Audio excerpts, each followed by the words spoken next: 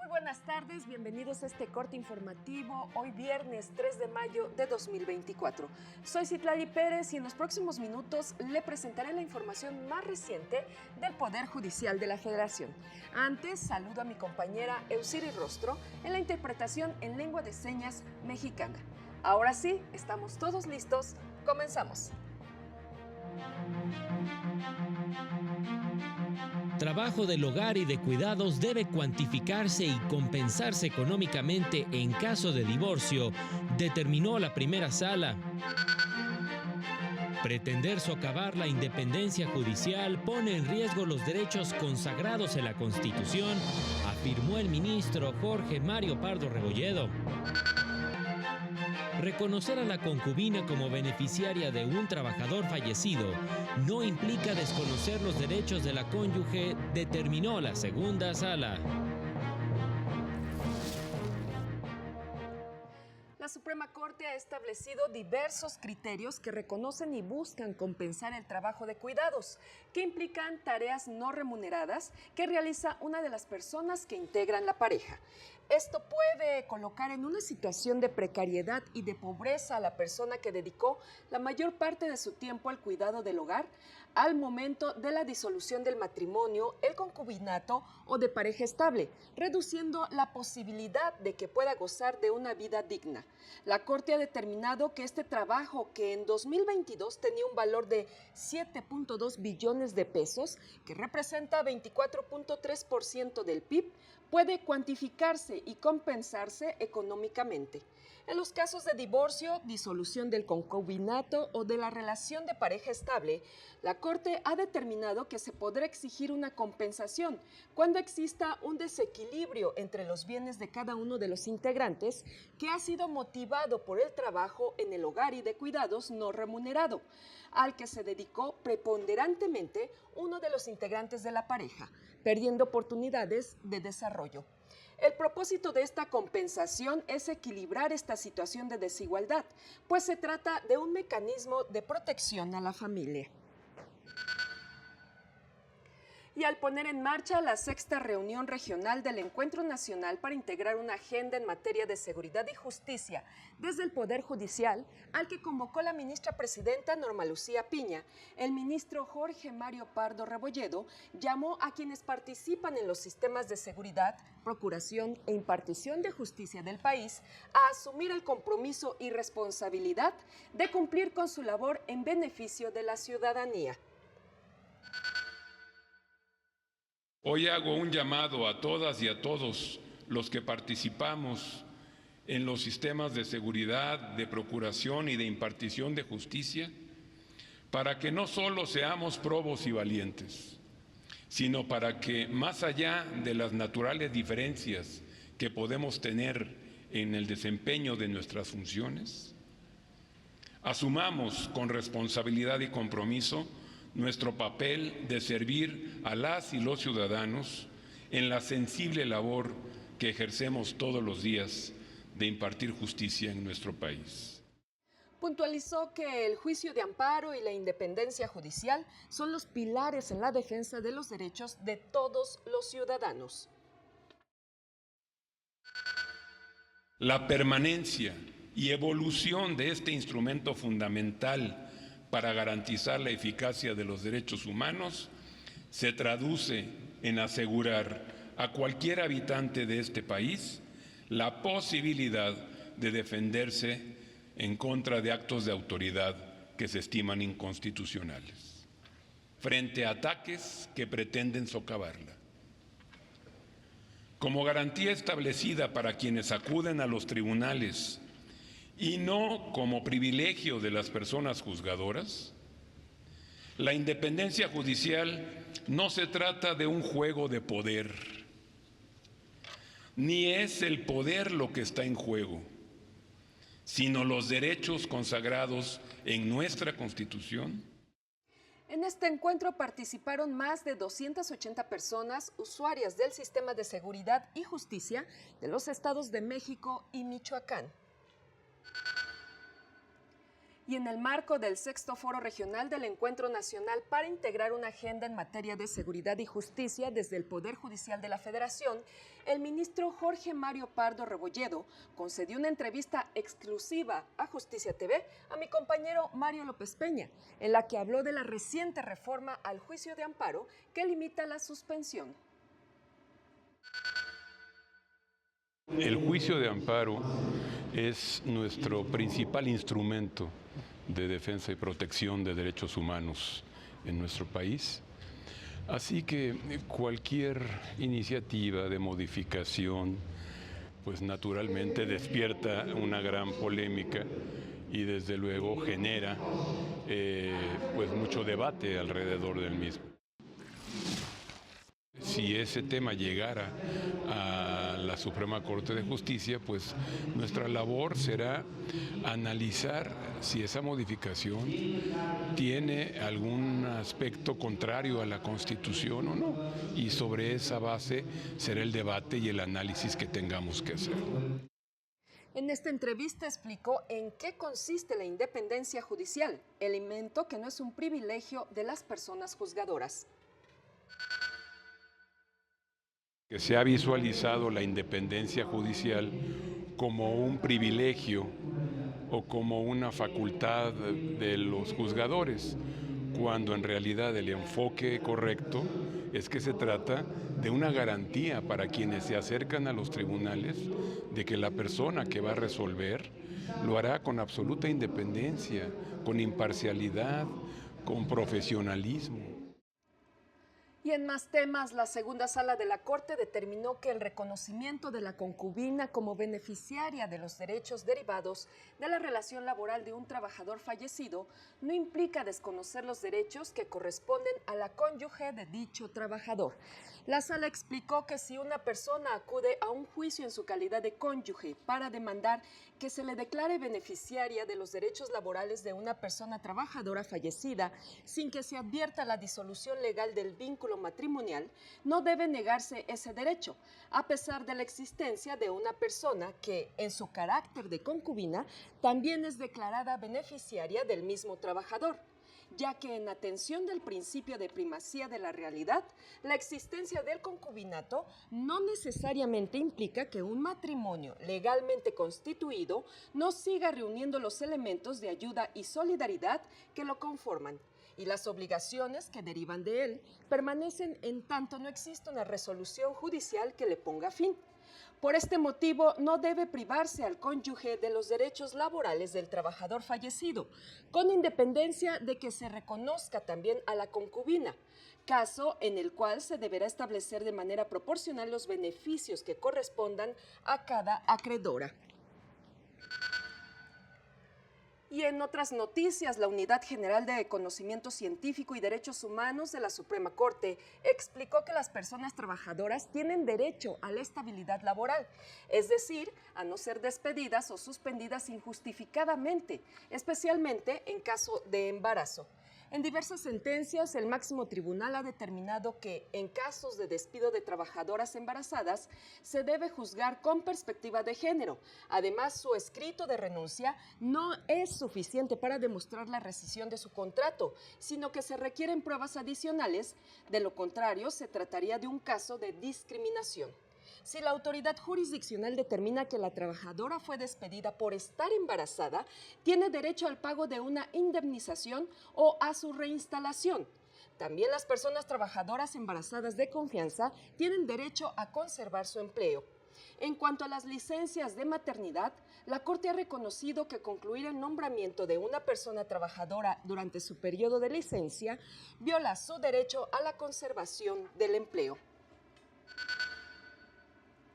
Y el primer tribunal colegiado en materia administrativa del Tercer Circuito determinó que el derecho fundamental de acceso a la justicia conlleva para los órganos jurisdiccionales la obligación de garantizar la efectividad de los medios de defensa para evitar dilaciones en su resolución. Pues de acuerdo con la Constitución, criterios de la Corte, tratados internacionales y la jurisprudencia interamericana, el Estado tiene la obligación no solo de diseñar un recurso eficaz, sino también la de asegurar su debida aplicación por las autoridades judiciales. Esto con el fin de evitar una prolongada demora en su resolución, lo que en sí misma puede implicar una violación de las garantías judiciales, por lo que los juzgadores están obligados a resolver los asuntos en un plazo razonable por ser un elemento esencial del debido proceso. Por estas razones, en cada proceso se debe observar todos los requisitos para promover, respetar, proteger y garantizar el derecho de acceso a la justicia, y ante la existencia de diversas opciones legales a un problema, deberá optarse por aquella que evite obstáculos excesivos e irracionales. Y a 10 años de la visita a México del relator especial de la ONU sobre tortura, Juan Méndez, su informe sigue siendo un referente para erradicar una práctica que transgrede la dignidad e integridad de las personas, indicó la Defensoría Pública Federal. Entre sus observaciones, recomendó fortalecer las defensorías y garantizar la debida defensa desde el momento de la detención de una persona. Aseguró que estas acciones y salvaguardas continúan siendo prioritarias para la Defensoría Pública como estrategia en el combate a la tortura. Vamos a una pausa, no se vaya porque ya regresamos.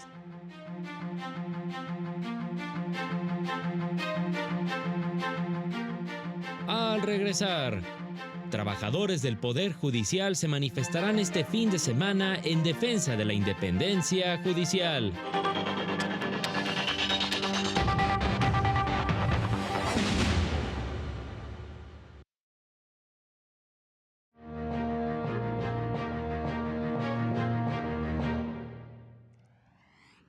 Horas con 11 minutos, que no se le haga tarde, nosotros continuamos con más información. La Sala Regional Especializada del Tribunal Electoral multó al PRI por uso indebido de la pauta, debido a la difusión de un promocional de precampaña en el que omitió señalar por medios auditivos la calidad de precandidata de Xóchitl Gálvez. También multó al Partido del Trabajo por una falta similar, derivado de 6 promocionales de radio y televisión pautados en periodo ordinario que exponen los logros y acciones personales del senador petista Joel Padilla Peña. También existe vulneración al principio de equidad en la contienda, porque pautaron para promocionar los logros del senador dentro del proceso electoral, lo que pudo provocar un desequilibrio en las fuerzas políticas respecto a la percepción de la ciudadanía. Por tanto, la propuesta es calificar la falta como grave ordinaria e imponer una multa. Por su parte, la Sala Regional Toluca confirmó que la candidata a la alcaldía de Colima, Viridiana Valencia Vargas, postulada por la coalición Sigamos Haciendo Historia, no puede participar en el proceso electoral, ya que incumplió con el requisito de residencia mínima. Por tanto, otorgó un plazo de 24 horas a la coalición para sustituir a la candidata. La restricción establecida en el artículo 93 de la Constitución de Colima, replicada en el Código Electoral, que señala que para ser integrante de un ayuntamiento se requieren, 1, ser nacido en el ayuntamiento, o sea, ser oriundo del ayuntamiento, y para ello requiere 1 año de residencia, o bien, no siendo oriundo del ayuntamiento, requiere 3 años de residencia. En otro asunto, también confirmó la inelegibilidad de la candidata a primera regidora de Colima Capital en la planilla de Morena, ya que presentó una credencial emitida este año para comprobar su residencia mínima de 3 años en la localidad. Y el Comité de Procedimientos Especiales del Consejo de Derechos Humanos de la ONU hizo un llamado a fortalecer la democracia y a revertir la erosión global de los derechos humanos en un año electoral, trascendente para 64 países del mundo, incluyendo México.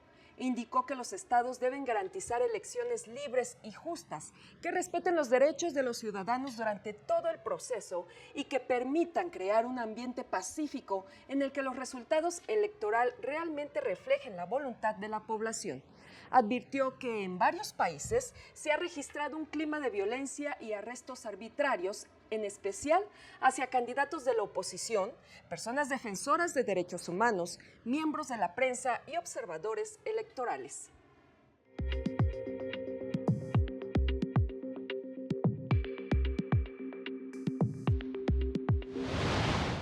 Este mes, la unidad itinerante del Centro Estatal de Justicia Alternativa del Poder Judicial de Tlaxcala se instaló en el municipio de Mazatecoccho para acercar los servicios de mediación a los habitantes que deseen solucionar sus controversias sin tener que recurrir a un juicio. Trabajadores de tribunales de circuito, juzgados y agencias del Ministerio Público, así como defensores de oficio, convocaron a una movilización para defender sus derechos laborales y exigir respeto a la autonomía del Poder Judicial este domingo a partir de las 11 a.m. Los tribunales laborales del Poder Judicial de Coahuila reciben entre 10 y 12 mil demandas al año. El 85% de estas se resuelven a través de la conciliación, aseguró el magistrado presidente Miguel Meri Ayub. Solucionar conflictos de manera voluntaria y pacífica a través de la justicia alternativa es la principal opción de la nueva justicia oral, civil y familiar en Baja California, que se implementará con el Código Nacional de Procedimientos en la materia, aseguró el magistrado presidente del Poder Judicial Estatal, Alejandro Isaac Fragoso López. Para el canal del Poder Judicial de la Federación, Jesús Daza. Y este domingo, trabajadores del Poder Judicial de la Federación volverán a tomar las calles de la capital del país y diversas ciudades del interior para defender la independencia judicial. Bajo el lema Justicia Libre y porque la ley es la ley, los trabajadores, acompañados de sus familias, amigos y la sociedad en general, se concentrarán en el Ángel de la Independencia. La movilización pugna por garantizar una justicia libre e independiente, con el fin de hacer efectivo el derecho de acceso a la justicia de toda la población y en especial de los sectores vulnerables. La concentración, además de la capital del país, se replicará en 19 localidades más, que son Tabasco, Monterrey, Guadalajara, Zapopan, Campeche, Zacatecas, Torreón, Chiapas, Morelos, Mexicali, Tlaxcala, Zacatecas, Toluca, Naucalpan y Nezahualcóyotl. Los organizadores confían que todos los trabajadores del Poder Judicial Federal en sus distintas sedes se sumen a esta protesta. Y en el marco del Día Mundial de la Libertad de Prensa, Naciones Unidas abordó este tema desde la correlación que tiene con los retos medioambientales a los que se enfrenta el planeta, entre ellos el cambio climático. Destacó que en los últimos 15 años han sido asesinados 44 periodistas que informaban sobre cuestiones medioambientales y 24 sobrevivieron a intentos de asesinato. Media workers also document environmental degradation, and they provide evidence of environmental vandalism that helps to hold those responsible to account. It is no surprise that some powerful people, companies, and institutions will stop at nothing to prevent environmental journalists from doing their jobs. Media freedom is under siege, and environmental journalism is an increasingly dangerous profession. Desde 2009, al menos 749 periodistas y medios de comunicación que abordaron estas temáticas han sufrido agresiones. 300 de estos ataques se perpetraron en los últimos 5 años. Agentes gubernamentales, entre ellos policías, fuerzas armadas y funcionarios, son responsables de al menos la mitad de estas agresiones. Asimismo, 204 periodistas y medios de comunicación han sido víctimas de acciones legales. Los gobiernos presentaron cargos penales contra 93 de ellos. 39 han sido encarcelados en Asia y el Pacífico y 63 han sido demandados por difamación. De acuerdo con una encuesta de la UNESCO, el 70% de los periodistas que cubren cuestiones medioambientales revelaron que han sido amenazados. El 60% sufrió acoso en línea y 41% agresiones físicas. Así llegamos al final de este corte informativo. Soy Citlali Pérez. Manténgase en la señal del canal del Poder Judicial de la Federación. Lo invito a seguir a las 19:30 horas nuestro avance informativo y a las 8:30 de la noche el noticiario nocturno. Este sábado lo espero a las 18:30 horas en Semanario Judicial. Resumen de noticias del Poder Judicial de la Federación con su repetición el domingo a las 10:30 de la mañana. Gracias por su atención, que tenga un excelente fin de semana. Hasta pronto.